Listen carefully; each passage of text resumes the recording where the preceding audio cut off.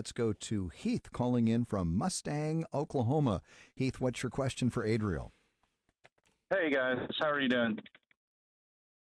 Good. Heath, how are you doing? My question, I'm doing good. Good. I've had a question I've wondered about for quite a few years. I can't remember. I'm in my car, so I can't remember the verse that it's in reference to. But it's where Moses, or I guess it's in reference to Moses, the argument between Satan and God about the disposition of Moses' body, and that was in another book.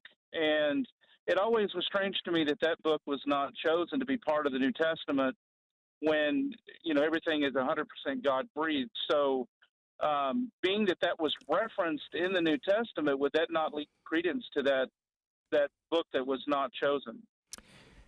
Heath, what an excellent question and a thoughtful question. So it's coming from Jude, Jude 9. There's only one chapter in Jude. I'm going to begin in verse 8. Yet in like manner, and actually let me just give you some context. Jude is talking about false teachers in the church who are condemned. There's a lot of parallels between Jude and 2 Peter, by the way. Read those two books together. And he says in verse 8, in like manner, these people also, relying on their dreams, defile the flesh, reject authority, and blaspheme the glorious ones. Probably a reference to angels there. But when the archangel Michael, contending with the devil, was disputing about the body of Moses, he did not presume to pronounce a blasphemous judgment, but said, the Lord rebuke you. Now, when did that happen? That's not something that we read in the Old Testament. And you're totally right, Heath. Jude is probably quoting from an apocryphal book there known as the Assumption of Moses, which was interesting there. The reason he quotes from this is probably because for whatever reason, his audience was familiar with this book. And so he's using it to make a point. Just because he uses it to make a point doesn't mean that it's necessarily inspired, though. Think about the Apostle Paul preaching at the Areopagus.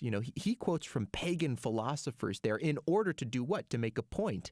There he quotes, in him we live and move and have our being. He's appealing to his audience, something that they embraced, something that they accepted, and he's trying to make a point, a biblical point for them. And I think that's what Jude is doing here. And you see this in other places of the New Testament as well. And so just because the New Testament quotes from an apocryphal book or from a pagan philosopher, that doesn't necessarily mean that it's seeking to tell us that those were books that were inspired, Holy Scripture, in the same sense that the Old Testament canon or that the canon of Scripture is inspired. I think that we're thinking about two different things there. So I don't think that needs to call into question, was the assumption of Moses, this apocryphal book, supposed to be included? I don't even think that the apostles themselves would have thought as much or felt as much. He's quoting this text to make a point against the false teachers that were wreaking havoc on the church at that time. It's basically, right, if even the archangel Michael wasn't presumptuous in his speech to Satan, according to this apocryphal book, then these false teachers have no excuse. Remember, he just said they blaspheme the glorious ones.